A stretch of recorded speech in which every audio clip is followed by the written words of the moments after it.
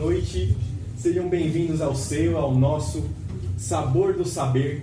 Eu sou o Gabriel. Eu sou a Ruth. E a gente está aqui com ele, escritor, professor, palestrante formado em letras, que contribui para a nossa literatura brasileira desde a década de 80, com seus livros, poemas, contos, crônicas, livros infantis e até mesmo peças teatrais, além de ser um dos maiores galãs da década de 80. Eu estou com ele aqui, nosso amigo César Magalhães Borges. Muito obrigado por participar, César. Prazer enorme estar aqui, viu? Assim, prazer muito grande mesmo e muito afim do papo. Vamos lá. Vamos lá. Como uma das primeiras perguntas, a gente vai começar com a... Como você começou a escrever e o que te motivou a seguir esse caminho? Eu, assim, me sinto um músico frustrado e um pintor frustrado. Então, eu acho que comecei a escrever poesia vendo os festivais que havia na televisão de música, né? Os grandes festivais do Brasil aconteceram na década de 60, né? Eu era quase um bebê ainda quando esses festivais estavam aparecendo. Agora, na década de 70, quando eu era adolescente, começou a ter um revival, né? Todo mundo queria recuperar a era dos grandes festivais e tal. E aí vários compositores que até então não conhecia estavam surgindo ali. Djavan, Cleito e Cledir, Eduardo Duzec. Eu via esse pessoal se apresentando, né? Falava, pomba, eu queria fazer música também, né? Só que eu não tocava instrumento nenhum, tocava nada, né? Só que eu toco até hoje, né? Cobrador e campainha. Todos nós. Aí assim, falei, bom, o que eu vou fazer? Né? Eu tinha umas ideias de melodia na cabeça e escrevia a letra, tal. Mas depois, extremamente tímido, eu não conseguia chegar para alguém, olha, eu vou cantar aqui, né? Sem instrumento, sem nada. A melodia acabava indo embora e o que sobravam ali eram os versos da letra daquela suposta canção.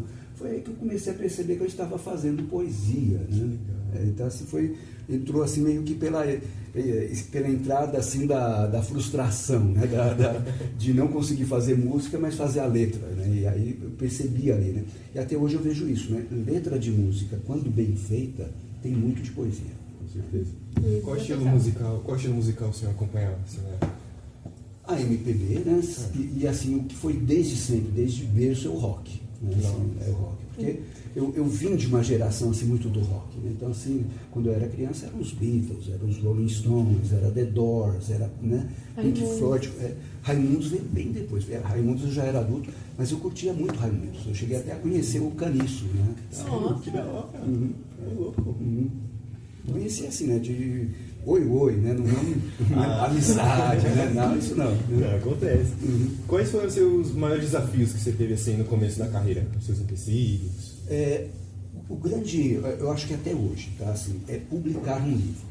Publicar livros é muito difícil. Né? Então, mesmo, eu tenho assim, até hoje tenho 11 publicações, né? E mesmo com 11 publicações já feitas, né? Eu estou para fazer o meu 12º agora, né? Estou finalizando e tal, né? Vou ter de procurar editora de novo, sabe assim, parece que tudo começa de novo cada vez que você vai fazer um livro. Só que por já ter feito 11, né? Então eu me sinto assim com mais tarimba, conhecendo um pouco mais os caminhos. Mas ainda assim, eu sei que vou ter que bater de porta em porta, assim, perguntando, e aí, estão publicando, posso trazer originais, né? Porque a maior dificuldade é essa. Várias mãos, né?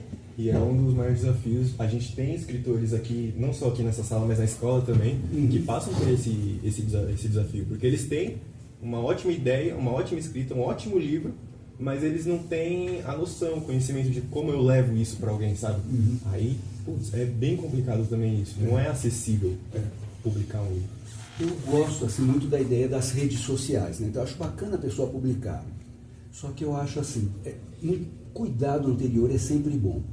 Registrar a tua obra, sabe? Registrar direitos autorais. Então existe a Fundação Biblioteca Nacional, você pode entrar lá no site, né, da FBN, né, www, ou é só BN ou fbn.br. É uma coisa governamental ligada à Biblioteca Nacional do Rio de Janeiro. E aí assim, você fala assim, poxa, quanto que eu pago para registrar um poema? Uns R$20. E se eu tiver 100 poemas? R$20. Como assim, né? Você faz uma pasta e encaminha para eles todo o conteúdo daquela pasta será registrados. Aí você dá um nome geral lá para a pasta, né? Meus primeiros poemas. Tá. Aí eles vão lá registrar aquela tua pasta, meus primeiros poemas, tudo que tiver dentro daquela pasta está coberto pela lei de direitos autorais. É que hoje em dia as pessoas elas querem muito mais ter um best-seller do que escrever por amor.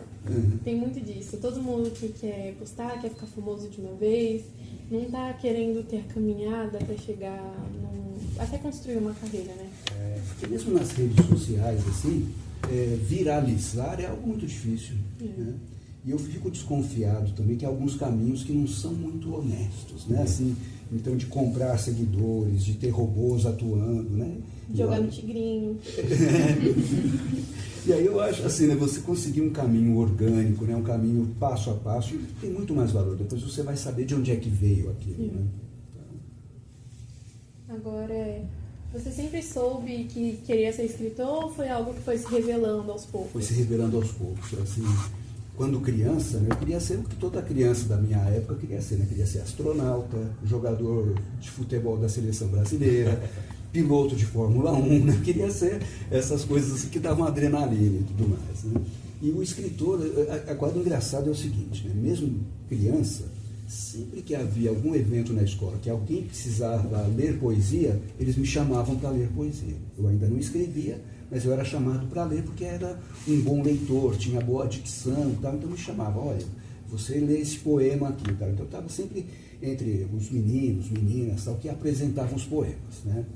E também outra coisa de criança que eu me lembro é o quê? Eu ainda não sabia ler, né? E eu pegava as histórias em quadrinho para ler. Só que eu não entendia os diálogos lá. Eu ia inventando os diálogos, olhando as figuras. Acho que muita criança faz isso, mas eu vejo nisso já o quê? Uma semente de escritor, sabe assim? Aquele que vai inventando histórias a partir das imagens e tal. Aí eu sentia que ali já havia algo.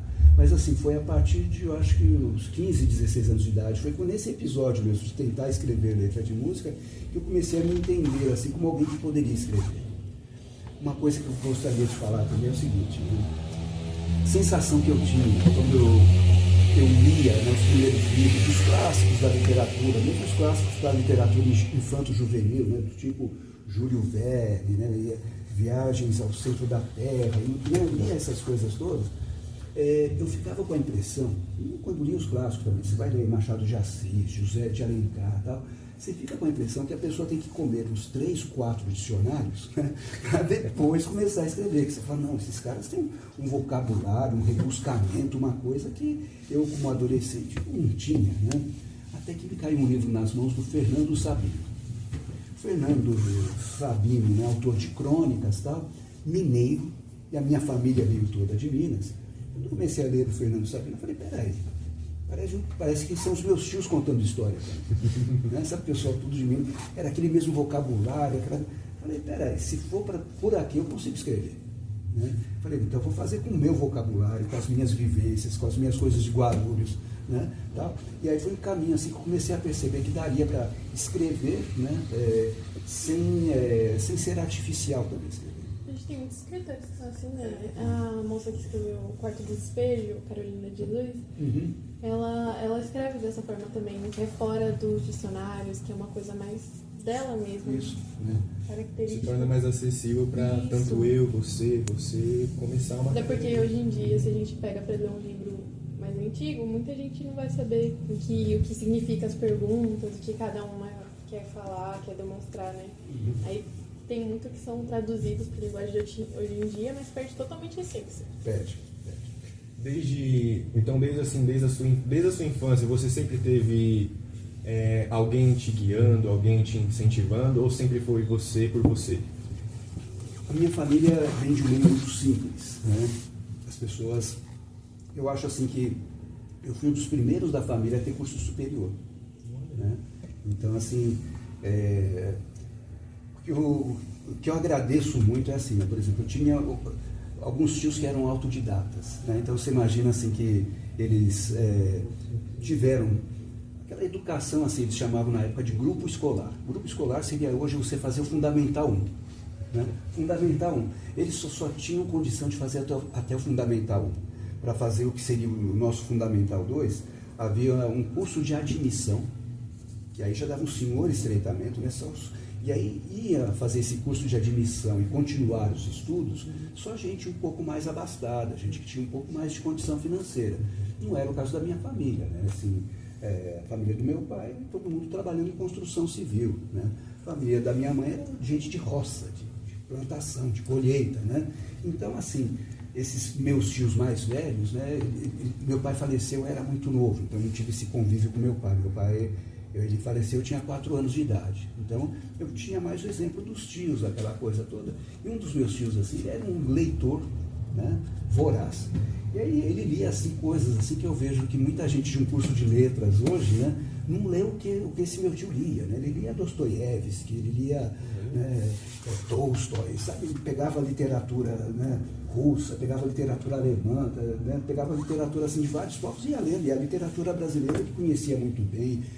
Guimarães Rosa, né, que muita gente tem dificuldade em ler, ele lia assim como se estivesse conversando com um parente também. E aí quando ele percebeu que eu gostava, né, ele começou a me dar os livros, né, tal.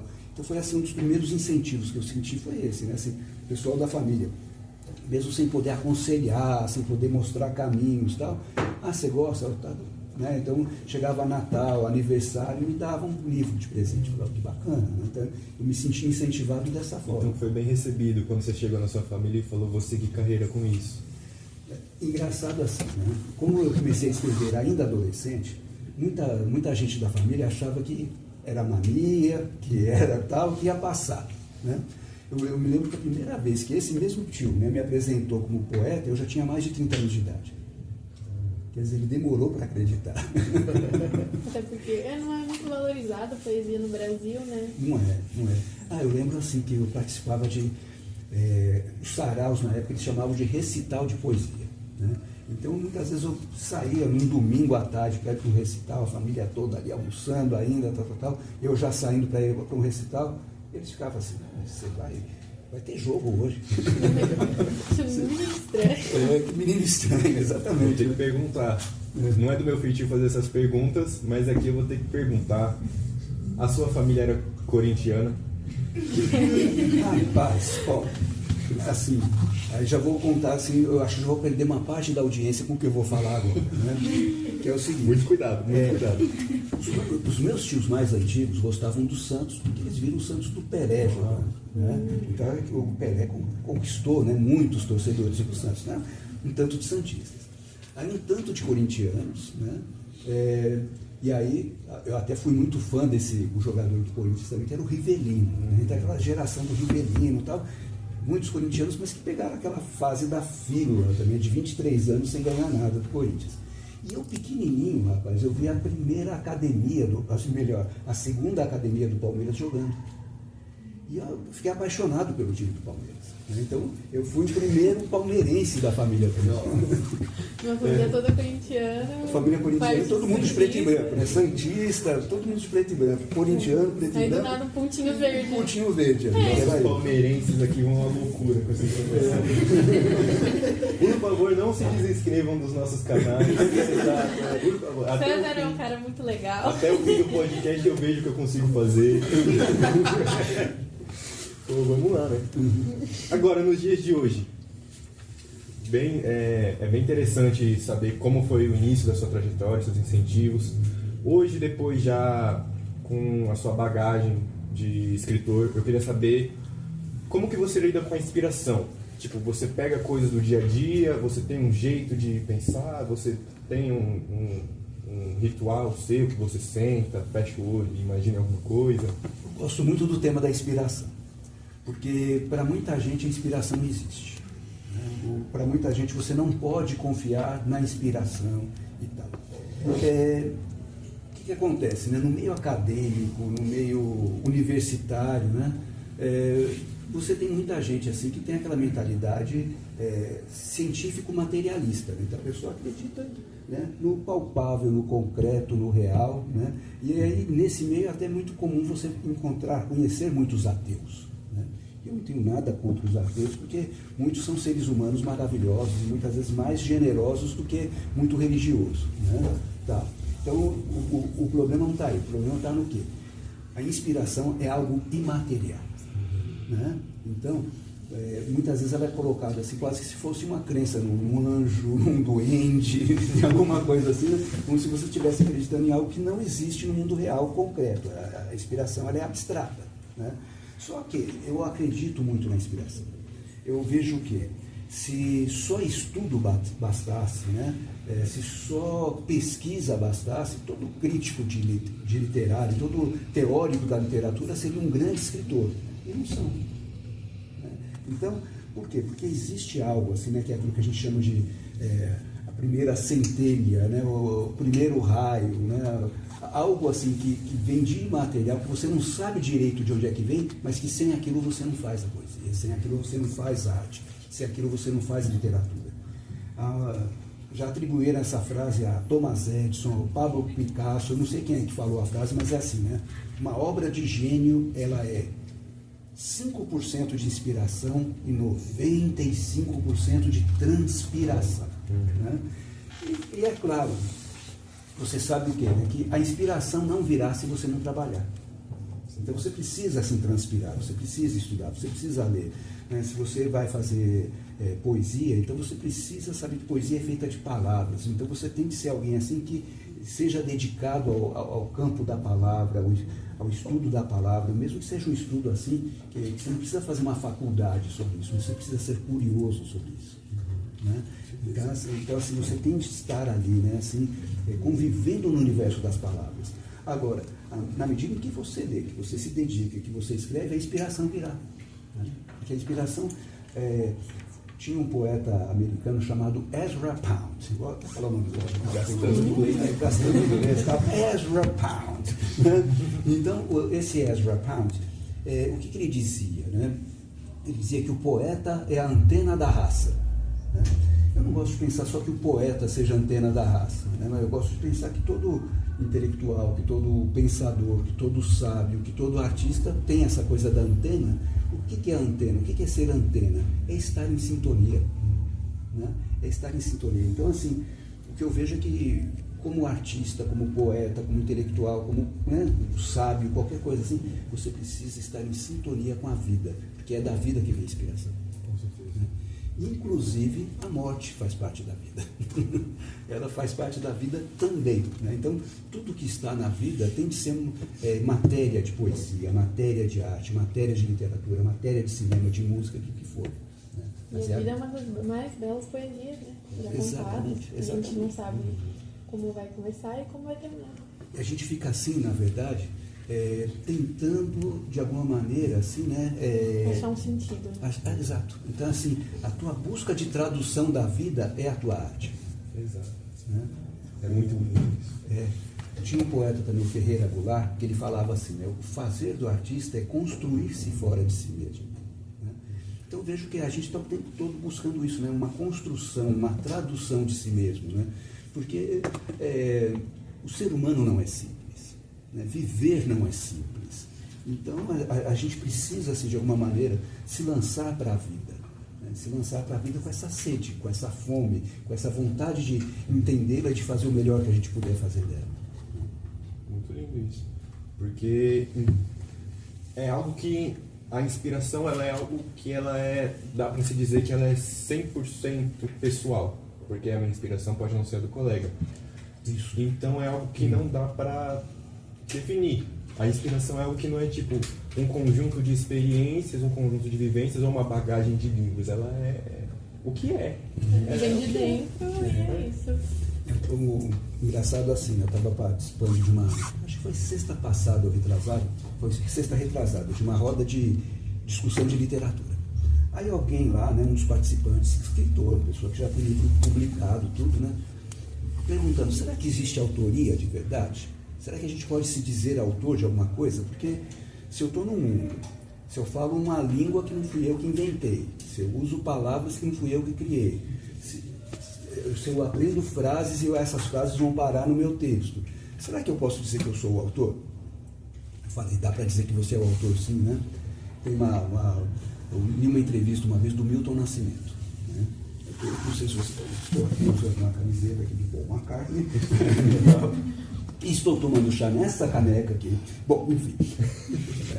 Sabor do saber, a caneca, tá? Enfim. Mas então, olha só, eu estava vendo lá, lendo uma entrevista do Milton Nascimento, e Milton Nascimento falou o seguinte: eu passei a minha vida inteira olhando para o teclado de um piano. Por que o Paul McCartney teve a ideia de compor Ebony and Ivory e eu não? A inspiração muito diferente. Exatamente, né? Você fala, pô, todo mundo viu. Só que aí que você tem a autoria, né? Um cara teve a ideia de falar, ó, peraí, teclas brancas e teclas negras fazem a música. Por que a gente não age assim socialmente? Por que a gente não busca a harmonia, né, de pretos e brancos, né, como se busca na música? Né? Por que a gente não busca isso na vida? Ele fez a canção falando isso, né? E o Milton assim, caramba, eu fiz isso a minha vida inteira, preto, branco, por que eu não tive essa ideia, né? Então a autoria está aí, né? Assim, o que você falou, a inspiração de um não vai ser igual à inspiração do outro. Até porque a vida de todo mundo é diferente, né? Exato. A gente vive muita coisa para chegar onde a gente está, de formas diferentes, não tem muito como saber que uma pessoa vai escrever uma música que vai virar mundialmente famosa e uma que nunca vai ser reconhecida. Exato, você não tem, né? A coisa assim, ela fica assim muito na conta mesmo, né? E muita gente também pode fazer coisas que ela não vai ver reconhecida em vida e que depois vai ser reconhecida. Né? Então a inspiração ela não é um conjunto de experiências e bagagens, ela também é. Essas coisas ajudam na inspiração, né? Porque a inspiração é aquele clique, né? Um amigo meu ele falava assim, né? O primeiro verso é dado pelos deuses. Porque é isso, você não sabe de onde é que veio isso, mas aí é aquela frase, aí você começa a trabalhar, mas o que quer dizer essa frase? Por que ela me ocorreu? É quando você vê, você está escrevendo algo, porque é aquela primeira frase que te instigou, que veio parecendo do nada, né? É que inspirou a fazer, né, uma composição, uma peça. Muito interessante. Agora a gente vai abrir uma das nossas alunas que estão presentes aqui, vai ler uma das poesias do livro do César, que é a poesia principal. Agora a gente pode chamar a Núria para vir aqui.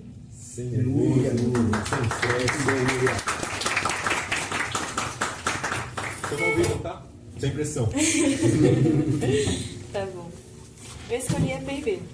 Baby. Tomo do cálice o vinho do Éden, que ela me oferece, um brinde a todos. Quero que tudo esteja num filme preto e branco, que um dia irei fazer. O riso dos bons amigos, perfil de cada ego, até que nada seja singular. Procuro um rosto familiar na multidão do tempo para ser esposa no casamento de um filme preto e branco, vestido doce e terno. E haverá contraste, luz e sombra, tom sobre tom e semitom, para que tudo seja preto, preto, branco, branco, cinza, cinza, escuro e claro, claro, sintético, compactado, definido, delineado, na harmonia de toda cor ser preto, branco e cinza. Com cenas ao ar livre, a paisagem encherá e tela impressionista com listras de sol entre árvores cinzas, de um sonho preto e branco que um dia filmarei. Seguir-se-ão amplas tomadas da arquitetura de praças, pontes, ruas, muros duros fechando o olhar, se abrindo em estátuas nuas, como a verdade em preto e branco de um filme que um dia irei fazer. Tudo se passará sem cortes, sem correria, haverá noite e haverá dia, que repousarão serenos em bobinas e bobinas de um filme preto e branco, que não se pretende pronto, não se pretende findo, mas se desenrola lentamente a longa-metragem de uma vida que um dia irei viver.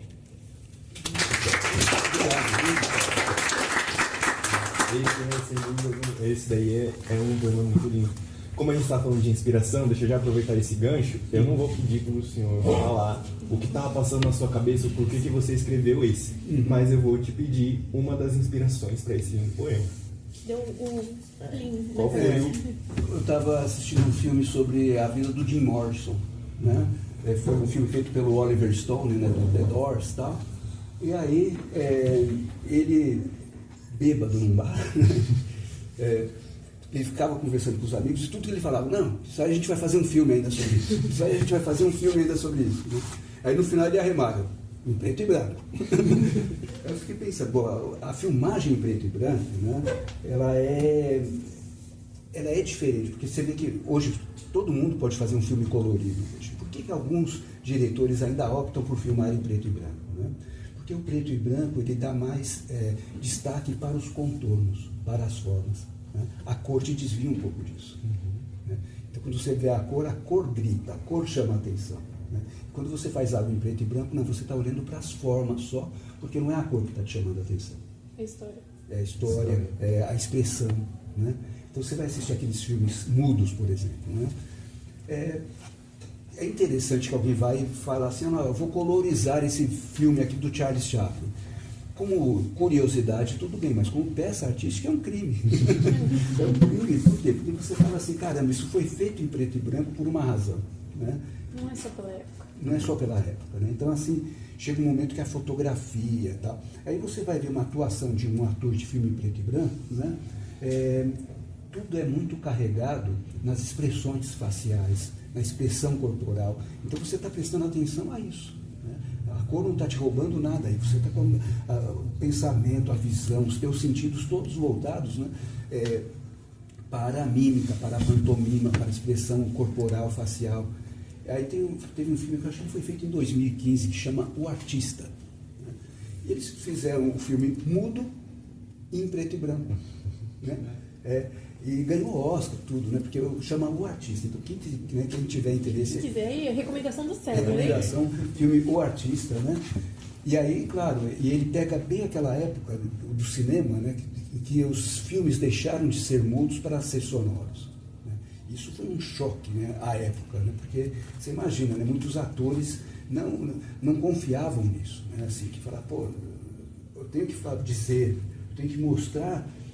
na fisionomia, na minha expressão, tal, que eu estou com sede. Ao invés de eu simplesmente chegar, estou com sede. Então, falar assim que eu estou com sede é muito fácil. Você pega um atalho aí muito grande, né, que o ator do filme mudo não tinha. Então, ele tinha que dar a entender, de alguma forma, que ele estava com sede. E isso é difícil. Isso é arte. Isso é arte. Agora a gente vai abrir aqui das questões do público. Alguém tem uma dúvida, se eu não me engano? Posso? Por favor. Leila. A sua inspiração, qual é o horário que você acredita que você fica mais inspirado? Leila, eu costumo fazer o seguinte, eu costumo não me prender. Não? Né? Não, porque eu acho que é perigoso você falar assim, olha, eu só escrevo quando tem esta lâmpada aqui, incidindo sobre este caderno, tal. Se você começa a criar muito salamaleque, muito ritual, muita coisa, você pode depois, queimou a lâmpada, eu não escrevo mais. Aquele caderninho acabou, então eu não vou escrever mais. Né? Então, assim, eu procuro me desvencilhar disso. Né? Mas uma coisa é certa, a madrugada me ajuda mais. Eu escrevo muito de madrugada, porque é o horário do silêncio. Né? É o horário que eu estou sozinho, né, naquele ambiente. Exatamente. Né? Então, assim, facilita. Agora, isso me impede de ter alguma ideia durante o dia? Não, de forma alguma. Né? Se tiver alguma ideia durante o dia, se eu tiver sem bloquinho, sem papel, sem caneta, que eu prefiro essas coisas para escrever, eu pego o bloquinho do celular de notas e faço. A gente dá um jeito. Dá um jeito. A questão é... Pode falar, por favor. Não, pode falar, Laísa. Da Laísa. Tá aí no canal que eu entreguei pra vocês. Pode pegar qualquer um aí. Vamos começar, né? Calma aí. Como é teu nome? Laísa. Laisla.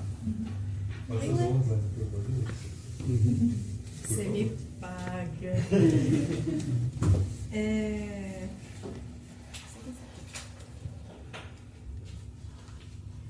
É uma coisa que até a gente tinha até discutido em sala. Qual foi um dos poemas mais difíceis para você escrever? Neste livro, No Ciclo da Lua, foi um poema chamado Esperantos.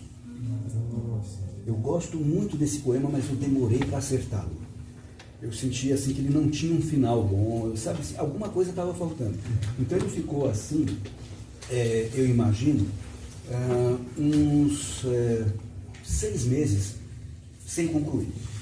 Eu estava fechando o livro já, O Ciclo da Lua, ele não ia entrar, mas eu fiquei pensando assim, caramba, eu tenho de voltar para esse poema. Ele tem algo ali que eu preciso, né, falar, mas que não está bom ainda. Né? Aí eu sei que eu voltei para o poema mais uma vez, tal, aí eu consegui finalizá-lo para colocar no livro. Mas ele quase não entrou por isso, assim. Tinha alguma liga, alguma coisa para terminar. Tem uma coisa em música, né? Você pode perceber assim, você nota quando a música está terminando. Como é que a gente nota que a música está terminando? Existe uma coisa dentro da música que eles chamam de nota de preparação. Né? Então, sabe, aquele crescendo que tem para depois você ter o fade out, para depois você ter a diminuição do som e tal, e você fala, acabou a música. Né? Tal. E para a poesia funciona assim também. Você precisa ter assim uma nota de preparação, você precisa ter algo assim que te aponte para um final, para a gente não ficar com aquela cara de ué. Ué.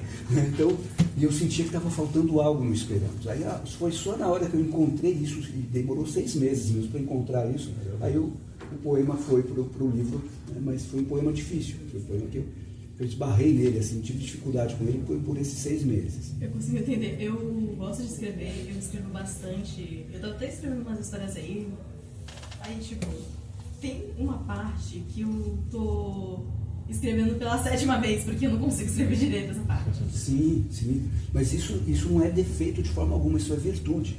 Dizem que o Carlos Drummond de Andrade, ele revisava o mesmo poema até 70 vezes.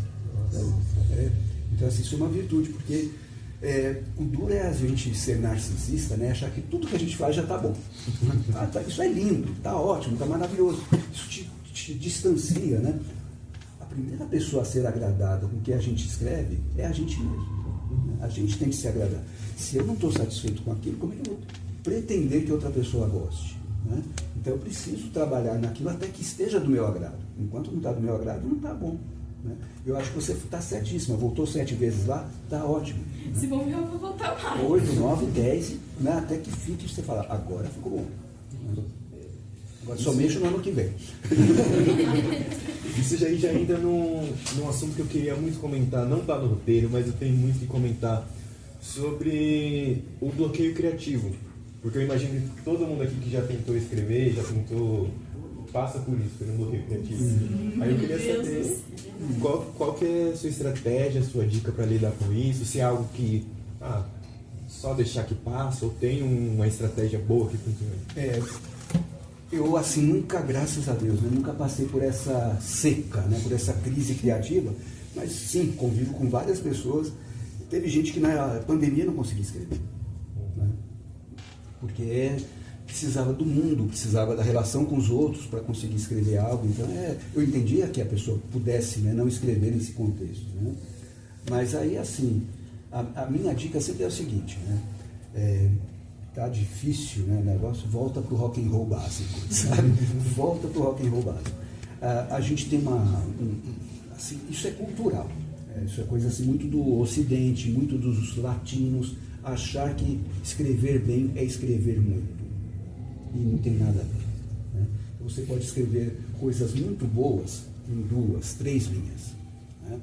E o povo oriental tem mais isso do que nós. Tem essa coisa da essência. Né? Então há no Japão um tipo de poesia que no Brasil ganhou o nome de haikai. Né? Haikai é feito só com 3 versos, né? 3 linhas. E quando se você quiser seguir a métrica, né? Mas a métrica ela não está assim, não é o obrigatório, aqui não é a métrica, é o sabor. Né? Então, assim, na métrica que tem 17 sílabas. Então, é 5 sílabas no primeiro verso, 7 no segundo, 5 no terceiro. Então, você faz um haikai. Como é que você faz um haikai? Um haikai, normalmente, você pega algo do cotidiano, da natureza, do teu redor e escreve 3 linhas. Né? Aí, assim, o que eu gosto de fazer? Você começa a sentir assim, que está difícil, né, desenvolver um tema, vou fazer um haikai disso. Né? Porque o haikai já te dá uma ideia de composição, você está com algo que é começo, meio e fim, literalmente, né? Em 3 linhas e tal, e você fala assim, e com isso eu consigo trabalhar sem precisar assim, achar que eu tenho que desenvolver um tratado, desenvolver né? Não, pode ser algo simples, conciso, curtinho, só para não me deixar enferrujar, só para me manter atento, me manter próximo das palavras, né? E ainda assim sem precisar escrever demais, porque aquele momento não está sendo adequado para isso. Sempre dá 2, quando for dar 3 passos para frente, dá 2 para trás. Isso, respira, isso. Volta para o simples, faz algo que não requer assim, grande extensão de pensamento, grande desenvolvimento de tema. Não, eu vou fazer algo aqui que é como se fosse uma fotografia, entendeu? É uma fotografia. O haikai é isso. O haikai é uma foto, é um instantâneo. eu faço algo parecido. Sempre, a minha maior inspiração é quando eu tô no ônibus pra trabalhar. É quando eu paro assim, tiro o fone, aí eu fico pensando e aí eu pego e escrevo todas as palavras que futuramente eu sei que eu vou escrever alguma coisa com aquilo. É o que mais me inspira, que tá no ônibus. Mas eu fiz grandes poemas modo de dizer, né? Assim, eu tive altas ideias, né? Dentro de ônibus e metrô. Né? Onde a cabeça para pensar. Tudo ao redor está se mexendo. Uhum. Você tá parado ali com a mente a turbilhão. Vou falar um poema que está nesse livro aqui, ó. Folhas soltas, tá? Vou mostrar aqui na câmera, né? Folhas soltas, tá? Lecionei muito tempo na Vila Mariana também. Nunca dirigi. Então, o que eu fazia, né? Ônibus até o metrô Tucuruvi até Vila Mariana. Ia lá para dar aula. Aí, eu comecei a olhar, assim, né? Como é que nós somos sozinhos no mundo? Né? Todo mundo tem um tipo de solidão. Eu começava a observar isso, às vezes até olhando, assim, você está aqui no ônibus, você está vendo o motorista passando aqui no carro ao lado, normalmente sozinho. Né? Normalmente sozinho. Aí fiz esse poema que se chama Mundo Afora. E ele é assim. A criança que chora no berçário, a mãe que espera para amamentar. De que tipo é a sua solidão? Passageiros que se encolhem em coletivo, os olhos na vidraça só em si viajam. De que tipo é a sua solidão? O homem de carro que volta para casa, conversa com o rádio, cantarola, controla o riso. De que tipo é a sua solidão? O guarda noturno pela rua escura, um soldado ferido no campo de batalha. De que tipo é a sua solidão? Aquele que espera visita no hospital, o pé que se apoia na caixa do engraxate.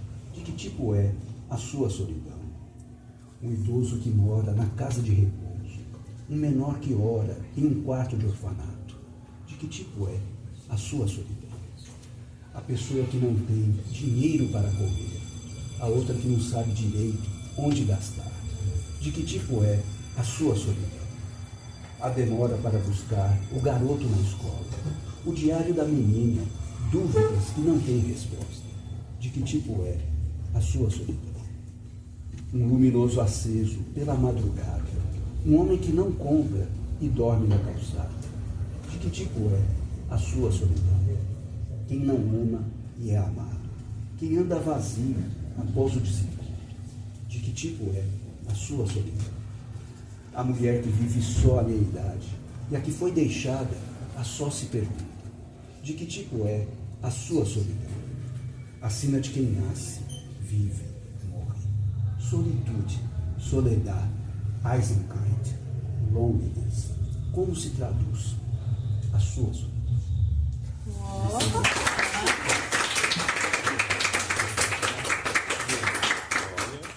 Nasceu no ônibus.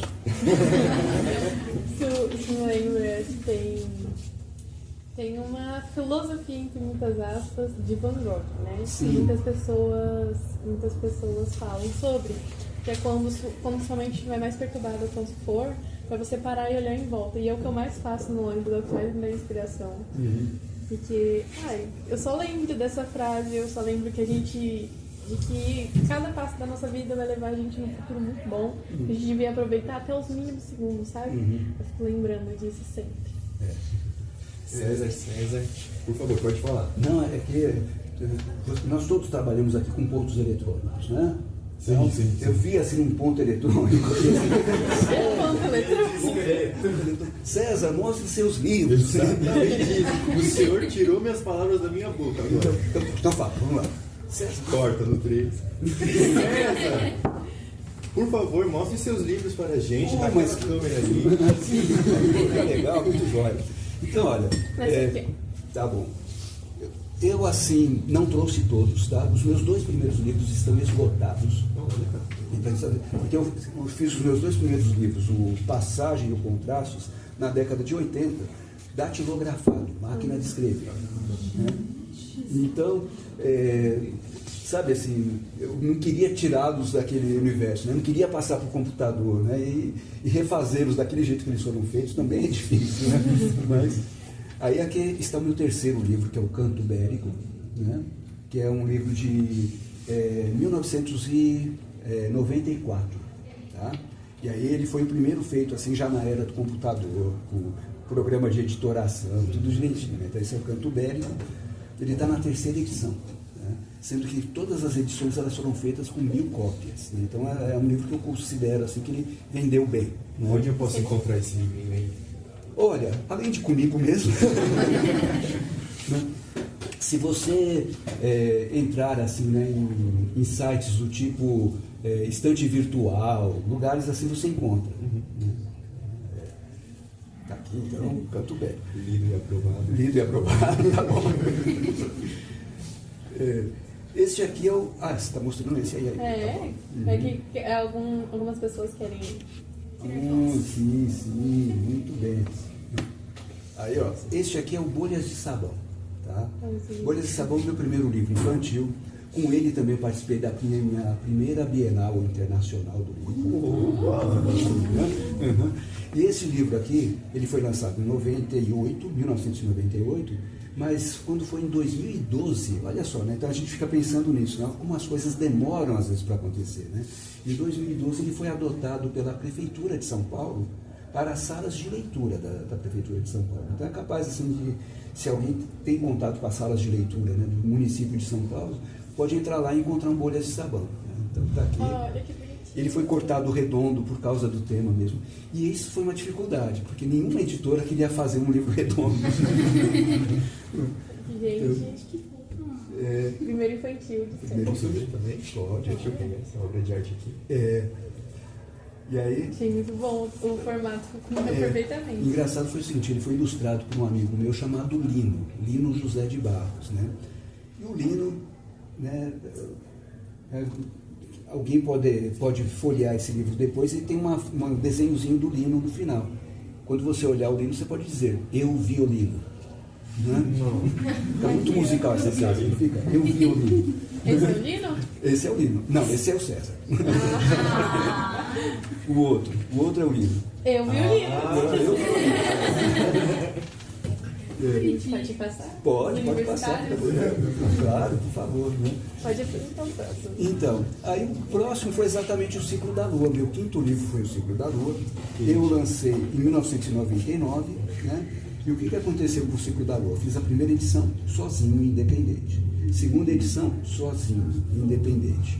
Quando deveria sair a terceira edição, né, o livro ele entrou numa banca de jurados, de selecionadores, e foi adotado pelo Estado. Então ele passou a fazer parte de um programa chamado Apoio ao Saber, que distribuía os kits de livros, né, para os alunos desinteressados de qualquer obrigação acadêmica. Não era para fazer resumo, não, era leitura do aluno. Né? Então os livros eram distribuídos no final do ano, o aluno levava para casa e lia. Né? Tá. E aí, o livro em 99 ele saiu, em 2003 foi a segunda edição, quando foi em 2011 que ele foi editado pelo Estado, né? E que foi parte do programa Apoio ao Saber. Essa edição que você tem aí, Gabriel, ela tem um selinho, né? Que é o selo exatamente do programa Apoio ao Saber. E aí, sabe quantas cópias foram feitas? 5.000. Muito mais. 515 mil cópias. Ele foi distribuído para o estado inteiro. Então, isso assim, para um autor de poesia, você falar que você editou um livro que ele teve 515 mil cópias distribuídas, você fala, assim. Então isso aí assim valeu como se tivesse ganhado um prêmio Jabuti, como se tivesse ganhado assim, um prêmio de literatura, né? Porque, e o legal foi o seguinte, né? Esse livro está nas escolas até hoje. Então às vezes eu vou para qualquer cidade do estado de São Paulo, eu encontro alguém com esse livro na mão. Né? Então isso é muito legal, assim, foi uma coisa assim, diferente, né? na vida. Né? Aí, 2003 eu lancei um livro infantil que está esgotado, mas que eu preciso reeditar, que é o Três Acordes. 2006 eu lancei esse livro aqui, que é o Folhas Soltas, Poesia Incidental, que está esse poema chamado Mundo Afora, né, que eu acabei de falar. Então, Folhas Soltas, assim, ele chama Poesia Incidental, porque é assim, né, você está tocando música, muitas vezes você emenda um tema musical no outro. Quando você faz essa emenda de um tema musical no outro, isso se chama música incidental. Eu falei, eu quero fazer um livro de poesia incidental. que um poema caia no outro. Aí vem a ideia das folhas soltas, uma caindo sobre a outra. Né? Aqui, ó. Capinha.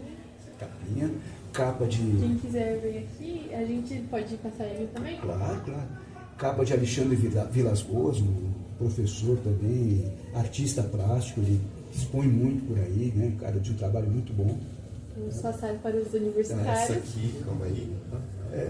Essa aqui é sua única edição com você agora, no momento? Não, eu tô com mais. Trouxe mais. Então, se essa daqui sumir, não está comigo. Tá bom. Nem comigo. Mas, ó, só que isso aqui faz parte do livro. Ó. Porque para fazer o livro com essas ligas, né? Eu tive trabalho, tive... Minhas assim, datas. Então o que eu fiz? Né? Eu fui organizar o livro, né? Para dar uma emenda uma na outra, eu tinha de muitas vezes tomar notas, né? Entender o que eu mesmo estava fazendo para poder depois colocar no livro de forma editável tudo, né? Essas minhas notas estão na tua mão agora. Essas anotações que eu fiz. Então, o que acontece? Né? Ele é um livro que tem o making of. Gastando inglês. Então, o making of do livro está aí. Para a pessoa que quiser pegar o livro para casa, não pode esquecer disso daqui. Exato. Ele faz parte do conjunto. Ó, uma pergunta ali dos universitários. Como consegue um autógrafo do César? Recebi aqui no meu ponto. Aqui no ponto. Eu tô com caneta aqui, é fácil. É fácil. É só caneta e papel. No final, a gente... Aí veja só, né? O Folha Soltas ele foi feito em 2006. Né? Aí eu queria fazer o quê? Né? Eu queria fazer um CD, queria fazer um material no estúdio, né? Que nós temos aqui. O teu nome é? Nicolas. O Nicolas, né? O Nicolas ele faz parte, ele frequenta slams e tal, né? Ele sabe o quanto que a oralidade é importante para a poesia, né? E eu venho muito desse caldo também, assim, né? De achar assim, que a poesia ela vem lá de trás, com os aedos, com os trovadores, com os bardos, né? E tal, e que a poesia ela tem que ser entoada, ela tem que ser uma palavra, né? Falada e tudo mais, né? E eu sentia o seguinte, né? Que eu sempre assim, né, declamei poemas, mas que o registro de voz da gente ele vai se modificando, né? Dizem que a voz de um homem adulto, ela permanece no mesmo timbre dos 25 aos 50 anos. Depois a voz também começa a envelhecer, né? E é engraçado, você pega um telefone, você vai falar com alguém, se atender um velhinho do outro lado da linha, você vai reconhecer que é um velhinho porque o timbre da voz está diferente, né? Como se for uma criança também, você vai sentir que você está falando com uma criança, mesmo que você não esteja vendo a pessoa, né? Tá.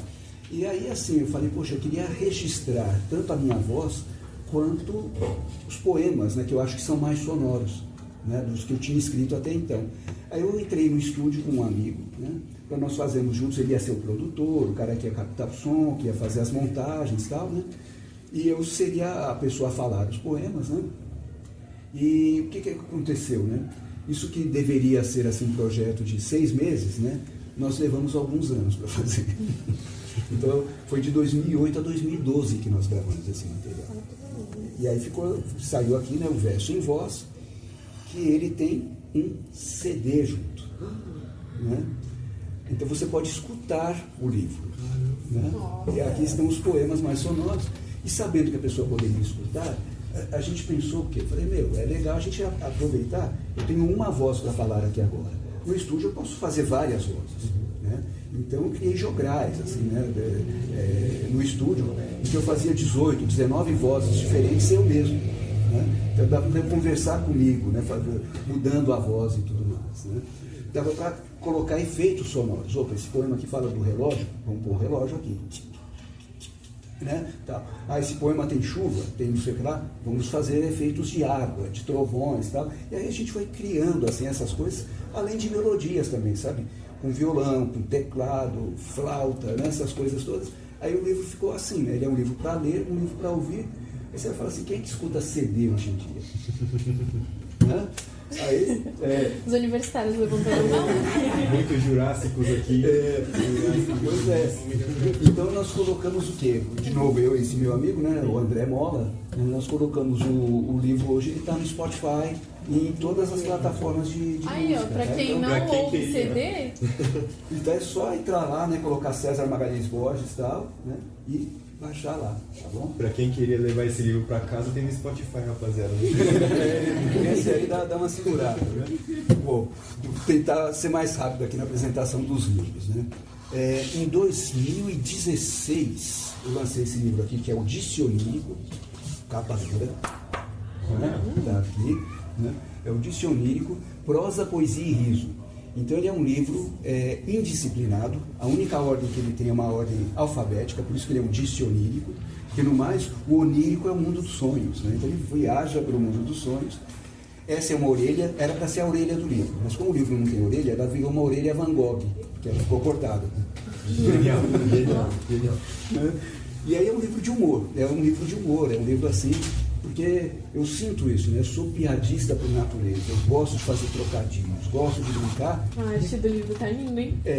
E os meus livros são mais sérios, né? Eu falo, como é que eu vou expressar esse meu lado mais brincalhão, né? Aí eu resolvi juntar tudo, né, numa coisa só, que é o dicionírico, né? Esse lado mais brincalhão tá aí. Esse daqui tá bem lindo. Tá, ali ficou um livro legal. E a minha esposa falava assim, você tem certeza que você quer fazer esse livro? Só tem besteira aí. Eu falei, olha, sabe quando tá aqui atravancando, eu tenho que tirar, senão... Né?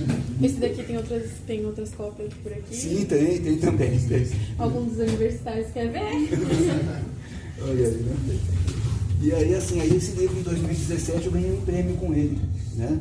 Que é um livro, o ponto eletrônico está funcionando aí também. Chegou aqui também. Então, e aí esse livro em 2017 eu ganhei um prêmio de escritor do ano pelo livro Dicionírico, né? Falei, olha aí, né? Então, até que valeu a pena ter publicado, né? Ver as bobeiras. As bobeiras, né? Aí, quando foi 2018, eu lancei este que foi meu 9º livro, é um livro chamado Embrião, né? E ele é embrião exatamente porque ele tem uma relação com o número 9, né? Olha como a forma de um embrião e o número 9 se parecem. Né? Aí você pode falar, parece uma vírgula também, né? E a vírgula é bom ser vírgula, né? Porque vírgula mostra que você está no meio, né? Você não está nem no começo nem no fim, né?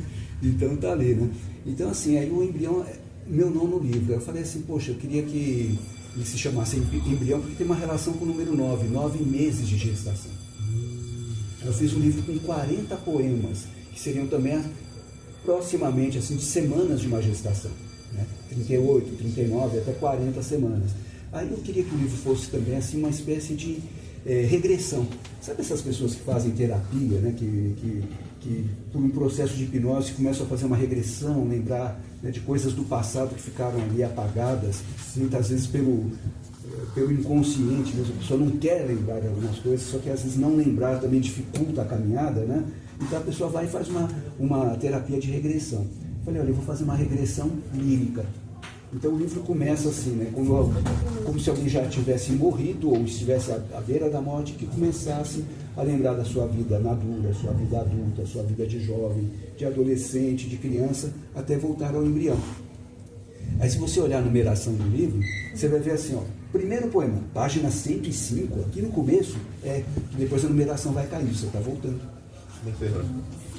Então você de 5, 104, 130, até que você vai parar no embrião. E aqui no meio tem esse daqui, ó. Esse poema é um poema visual, que é uma coisa que eu gosto muito também. A arte visual, eu acho que ela tem tudo a ver com poesia também, né? Então, para mim a poesia está muito ligada à música e à pintura, né? Para mim são as minhas duas frustrações, né? Aí, já que eu não sou pintor, eu desconto no poema visual. Nossa, lindo. E esse poema ele se chama Muro, né? Vocês já viram umas coisas que muito em tapume, né, de construção e tal, que eles chamam de lambe-lambe, né? Eles colocam ali um cartaz, vai ter um baile aqui, não sei o que, não sei o que. Aí muitas vezes vem depois, sei lá, uma outra atração, um outro evento, um jantar, não sei o que, o cara vai lá e por cima daquele ele passa outro lambe-lambe, faz outro cartaz ali, né? Eu fiquei imaginando isso, né? Se você conseguisse descascar, né, tudo que estava num muro, né, um lambe-lambe que foi colado em cima do outro, você ia muitas vezes assim recuperar a memória de uma cidade, né? pelos circos que passaram lá, pelos bailes que aconteceram, pelas bandas que vieram tocar na cidade. Se você fosse tirando um folheto de publicidade de cima do outro, né, você ia descobrir a história da própria cidade. E aí eu fiz esse poema chamado Muro, né? Então assim, ele é todo feito assim, de recortes, que você consegue ler um pedacinho de cartaz aqui, um pedacinho de cartaz ali, né? E a tinta passada por cima, escrito, né? Memória sobreposta. Nossa, eu não acredito que isso tenha saído do dia para noite. Não foi. saiu, vídeo. A inspiração, eu não duvido. Mas eu olhava eu moro num prédio de apartamentos, né? E eu olhava o muro de uma construção assim, que ele estava sempre descascando, e você conseguia perceber alguma coisa diferente por baixo daquilo. Eu comecei a falar, putz, isso aqui dá para fazer algo, né? Aí, sabe, você vai juntando as peças lá, e comecei a criar os cartazes. Falei, primeiro eu vou fazer os cartazes, depois eu vou, né? E aí fui fazendo desse jeito. Bom, assim. Aí, né, meu livro mais recente é um livro chamado Vida a Granel. Não é poesia aqui, são crônicas, né? E Vida a Granel são histórias de supermercado, né? Durante um tempo, então, olha, isso pode acontecer, né, na vida de escritor, então você ser contratado para escrever. Então eu fui contratado durante uns... tomara, né? Chegue logo esse dia, né? Então, eu fui contratado por uma revista chamada Super Hiper, né? Que é uma revista da Abras, Associação Brasileira de Supermercados, né? E eles fazem uma revista voltada para o setor, né? Então eles fazem uma revista assim, que é para donos de supermercado, para gerentes, para quem cuida das lojas se organizar. E aí você imagina assim que ela está ligada a estoque, a produção, a isso, aquilo, coisa muito técnica de venda, né, de tal.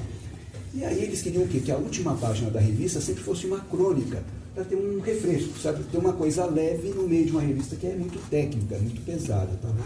Tanto é que a revista não circula pelo público do supermercado, é só para donos, para gerentes, para gente que cuida das lojas, né? E aí, o que aconteceu, né? Assim, eles distribuíam 35 mil cópias da revista para todo o Brasil. Aí eu falei, bom, recebi o convite, eles pagavam bem, sabe?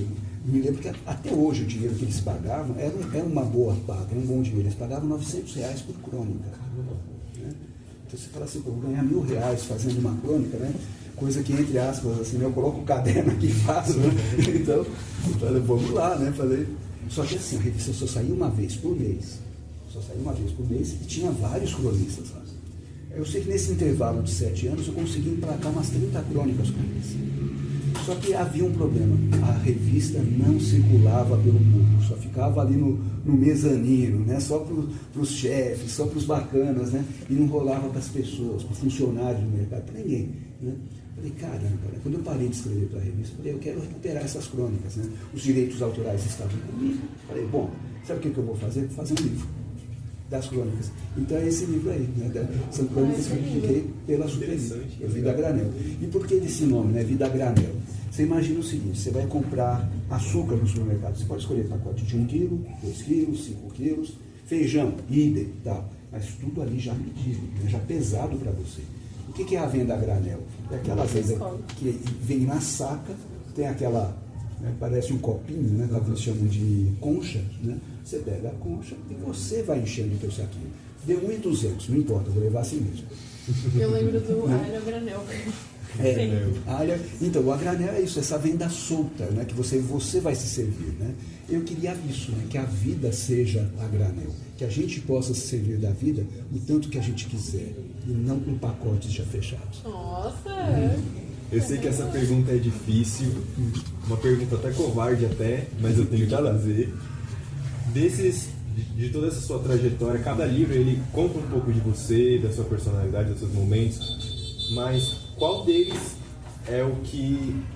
Me atrapalhei com a buzina, meu Deus. Mas biográfico? Não. Qual deles é o que mais fala do César? Qual deles é o mais pessoal? Qual deles é o queridinho da prateleira? Não tem isso, né? Porque livro é igual filho, né? Se você disser que gosta mais de um do que do outro, o outro vai ficar chateado, né? Agora, é claro, assim, escrever já por si é se colocar a nu diante do outro. Por isso que não é fácil escrever, por isso que não é fácil você se apresentar em público com algo que você escreveu, né? Tá? Porque você está se mostrando ali de uma forma muito mais vulnerável, né, do que você normalmente usa no seu dia a dia. A gente se protege muito, a gente tem algumas máscaras que a gente usa para beber, né, e tal. Escrever, bem dizer, você vai tirando essas máscaras, você vai se despindo de tudo. E eu sinto assim que na medida em que eu amadureço, eu estou me despindo mais. Eu estou cada vez mais despido. Né? Então, por exemplo, eu acho o Vida a Granel tem muito de mim. Tem muito de mim. Assim, né? Você me conhece muito vendo o Vida a Granel. O Embrião, idem. Né? Todo livro, né? O autor nunca está ausente do livro. Você vai falar assim, poxa, eu li vários livros do Jorge Amado, eu não consigo vê-lo nos livros que ele escreve. Ele está lá sim. Ele está lá sim.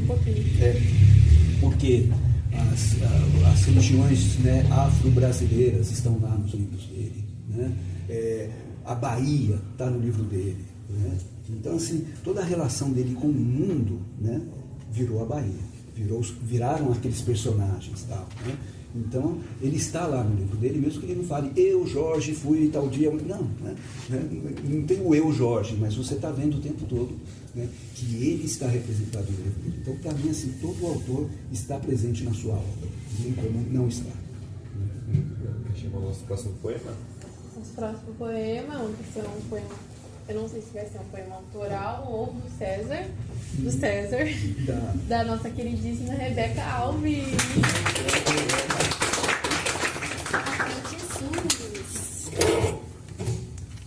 Vou ler Raga, da página 40.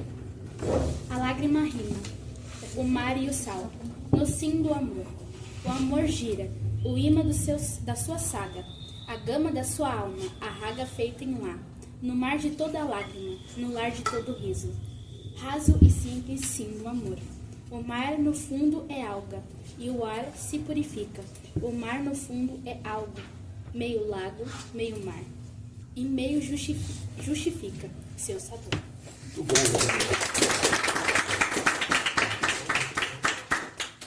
Posso falar algo sobre esse poema? Por favor. Primeira coisa foi o seguinte, né? Eu fiz esse poema porque eu deveria ser padrinho de casamento. Então, tinha de fazer cursinho para ser padrinho de casamento. Aí nós entramos numa sala assim, né, para ser padrinhos, para fazer o curso, e era a sala que a igreja usava para fazer a reunião do AAA. Né?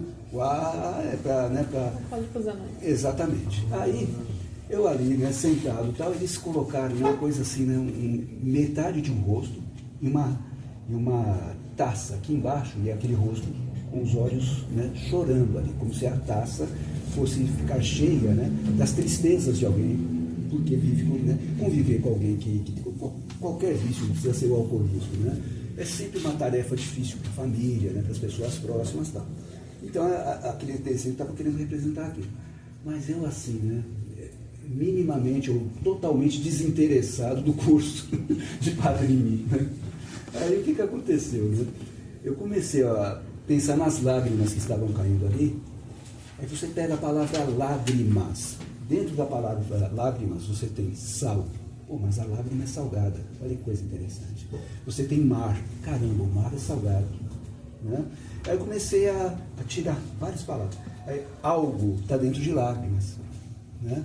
Aí você pega lago, é uma palavra, é só você mudar as letras. Lago e algo você escreve com as mesmas letras. Isso a gente chama de anagrama. Né?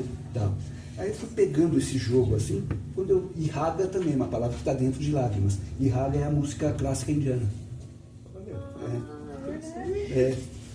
Então eu fiz um raga, né, falando dessa natureza do amor, que o amor pode ser sal, o amor pode ser doce, né, tal, e foi tudo em torno das lágrimas, né, que podem ser de alegria ou de tristeza. Deixa eu só fazer uma correçãozinha rapidinho. Quem leu o nosso poema agora foi Raquel de Jesus. E não Rebeca. Raquel de Jesus. Raquel de Jesus. Bom, agora sim. Agora a gente vai trazer a a Rebeca Alves. Vamos lá, Rebeca.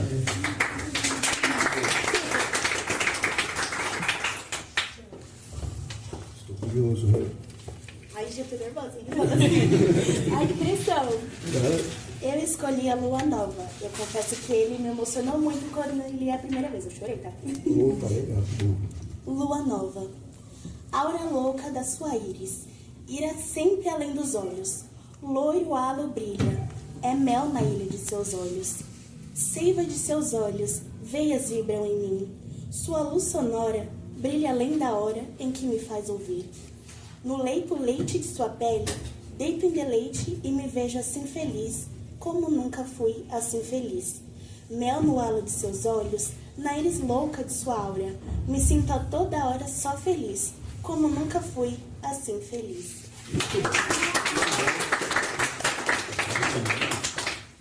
Pode dissertar. E gostei de saber que você chorou, porque o poema é um poema de amor mesmo, sabe? Assim, foi um poema, né? Foi feito com uma namorada, né? Uma pessoa que gostei muito, entendeu? Então, é bonitinho. César também é romântico. Sim. E aí tem um lance nesse poema que eu gosto, né? Seiva de seus olhos, veias vibram em mim. A seiva não é, bem dizer, o sangue da planta, né? Então o que acontece, né? Seiva, se você mudar as letras de posição, dá veias. Nossa. Então, seiva de seus olhos, veias vibram em mim. Genial. Então, de novo, um anagrama. Que lindo. E agora a gente tem a última pergunta ao público do Nicolas Rocha. Nós temos pergunta e eu vou ler depois. Eu queria te perguntar.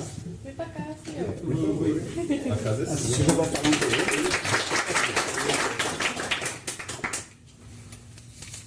Nossa, gente, esse negócio tá muito bem produzido. Parabéns pra nós. Sim, parabéns mesmo. Obrigado que você tá aqui. Eu queria te perguntar, aproveitar para perguntar, né? Se tem algum artista, assim, não precisa ser necessariamente um escritor, né? Mas algum artista, assim, que mais te inspira, ou alguma pessoa mesmo que... Nossa, são muitos, assim, mas eu gosto muito do Manuel Bandeira, gosto muito do Paulo Leminski, né? Gosto muito do Drummond. Né? Tem um escritor inglês chamado William Blake, eu gosto demais também, foi do romantismo inglês, né? Tá muito bom. A poesia do século XX americana tem uns poetas chamados Beat, né? Eu gosto muito desses poetas Beats também, eu gosto muito do Jack Kerouac, que escreveu muita prosa, mas escrevia poesia também. Eu gosto muito do Allen Ginsberg, né? Então, assim, daria para falar assim, de 1000 influências. Só que eu me sinto influenciado também pela música, me sinto influenciado pelo cinema, me sinto influenciado pela pintura. Então, assim, dá para falar assim, porque muitas vezes você faz algo. Tem um poema aí mesmo que chama A Rosa e Azul, né? Azul e Rosa, aliás. Rosa e Azul é o quadro do Renoir. Né? Então, eu fiz o poema porque eu vi o quadro do Renoir. Né? Então, assim, muitas vezes algo te vem da pintura, te vem do cinema, como eu contei a história do P&B, né? Uhum. Então, é uma historinha que vem um pouco do cinema. Né? Então, eu vejo assim, daria pra gente ficar um dia falando de referências. Então, né? eu tava lendo o Ciclo da Lua e eu vejo muito da antropofagia do modernismo quando você escreve. Né? E é por isso que eu perguntei, por causa que muitas vezes a gente consome e aí a gente reflete isso na escrita. Muitas vezes eu me sinto assim quando eu tô escrevendo também. Uhum. Aí eu fico feliz, tipo, por exemplo, de enxergar isso também em um outro escritor. Uhum. Eu vou ler um poema autoral meu. Quando eu apresento geralmente em slam ou receita em qualquer lugar, eu uso o vulgo de eco. Uhum. E é nessa crença mesmo da antropofagia também, de a gente é reflexo daquilo que a gente consome, daquilo que a gente vê, e por isso o eco, porque o eco é o reflexo de um som também. Perfeito, muito bom. Vou ler Carta de Superficialidade para vocês. Ele comprou flores para ela. Ela ainda não sabia o que ia dar de presente, talvez um relógio, um perfume caro, vai deixar ele feliz, vai deixar ele contente, será? Se arrumaram. Em um restaurante chique se encontraram, pontuais não se atrasaram, seus presentes entregaram. Muito obrigada, disse ela, eu que agradeço, disse ele.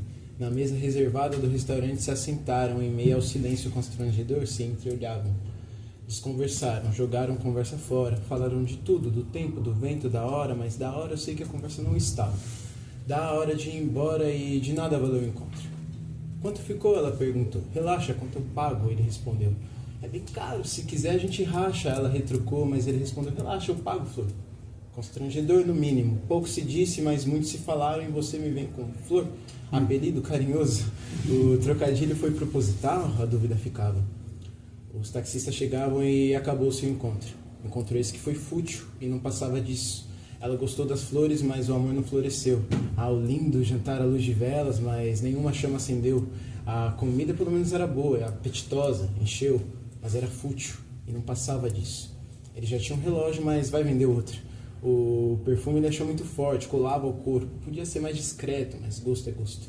Os presentes não preenchiam o coração. As flores viraram decoração e o relógio acessório. O que ambos queriam de verdade era algo mais profundo, se conhecer a fundo. Optaram, no entanto, pela materialidade. Era superficial e não passava disso. Mas, olhando outra história, achei simplicidade. Espere e relaxa. Quem disse que simplicidade é sinônimo de superficialidade? Não sobrou dinheiro para o presente, mas as contas estavam pagas. Enfim, com o dinheiro que restava, se decidiam. Que tal dar uma volta na praça? Fechado? Planejado? Na verdade, não. Imprevisto, improvisado, poesia do nada que nem roda de rima. Se arrumaram e naquele bosque se encontraram. Se atrasaram um pouco por causa do busão. Presente não tinha, mas e aquele abração? Senti muito sua falta, disse ele, e eu também senti muito a sua, disse ela, e assim caminharam. Conversaram muito, mas não tinha palavra jogada ao vento. Tudo era importante. Não tinha palavra ao vento, mas tinha amor no ar. Os assuntos, eram diversos, falavam de tudo. Literatura, rap, poesia, diversos. De canção, da criação, da natureza e do universo, de como eles podiam morar mais perto um do outro. Bom, uma hora a fome bateu. O pastel do tio Ali é muito bom, né? Ele recomendou.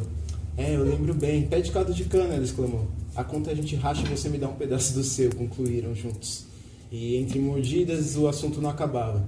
Claro, o tempo sempre passa e rápido. E mesmo se não tinham muito, com o que tinham, eles aproveitavam.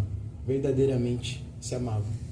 Não, eu não disse que eram perfeitos, são imperfeitos, mas perfeitos na sua imperfeição. Era profundo sentir no coração. Superficial?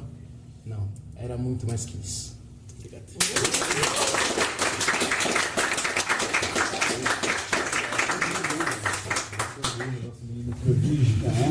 Um belo recorte de cotidiano, e amoroso também. Muito legal, muito bom mesmo. Agora nós podemos chamar nossa querida professora Débora, que fez tudo isso acontecer. Sim, olha aí. Para ela fazer um fechamento.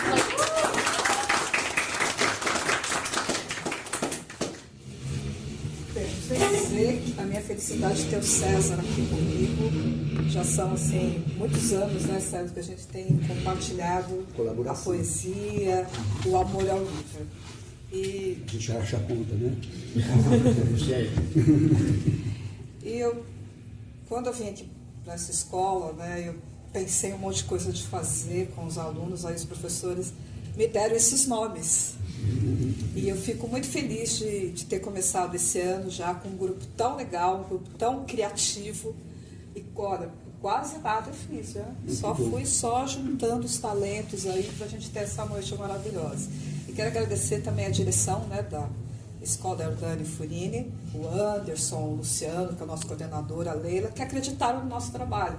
Quando eu falei para o Anderson, olha, eu quero convidar o César na hora, já apoiou, pode trazer.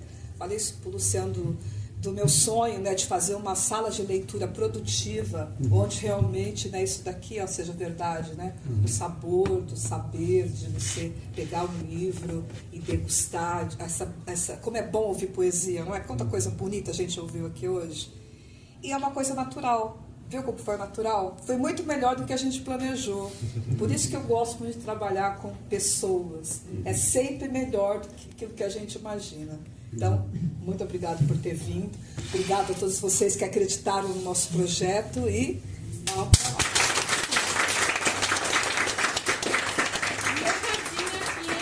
Para todos os professores que acharam que a gente estava vagabundando, olha o resultado disso aqui. Obrigadão, César. Por favor, volte sempre. Foi um prazer. Foi um prazer da gente também. Legal. Quando estiver no YouTube, me avisa. Tá? Eu quero espalhar. Se estiver precisando de um projetinho, alguém aí que quiser... Alguém que... tô precisando de alguém com desenvoltura, alguém que precisa apresentar um projeto aqui, precisa de alguém que apresente pra mim. Você vai ser um MC. Não, eu. Você é MC. Isso mesmo, né? Palma para os nossos dois apresentadores.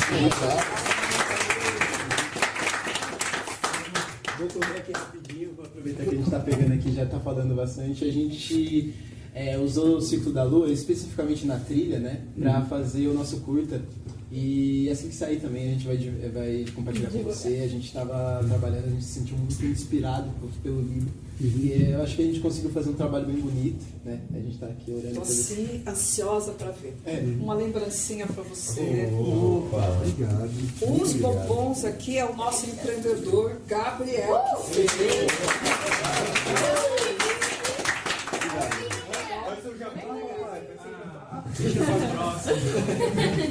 Quer dizer que você é empreendedor, você tem...